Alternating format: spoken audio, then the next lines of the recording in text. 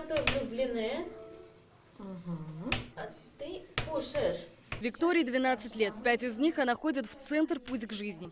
Здесь таких детей, как она, учат простым бытовым вещам. Все через игру. Мы ребятами учимся готовить, убираться. Все эти навыки нашим ребятам пригодятся во взрослой самостоятельной жизни.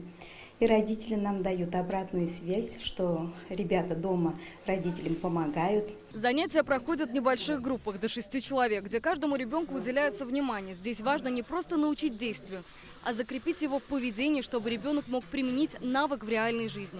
Так, ребятушки, мы открываем с вами программу Word. Мы учим наших детей самым базовым навыкам использования компьютера. Да? Что-то где-то поработать в Paint, где-то Word, где-то Excel. То есть это самые базовые навыки, которые детям пригодятся потом, когда они уже будут работать. Пока на квартире дети у нас уже умеют набирать таблицы, набирать тексты, они делают рецепты, вставляя картинки, распечатывают их и ламинируют, чтобы потом сами же по ним и могли готовить.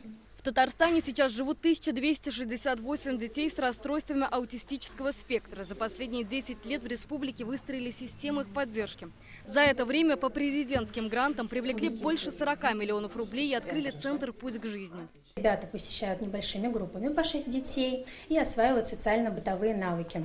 Особенность этого формата в том, что ребята готовятся ко взрослой жизни и именно к самостоятельной жизни. Проект помогает детям почувствовать уверенность в себе и своих возможностях. Такие инициативы становятся важной частью развития инклюзивного общества, где каждый человек получает шанс на самостоятельную и полноценную жизнь.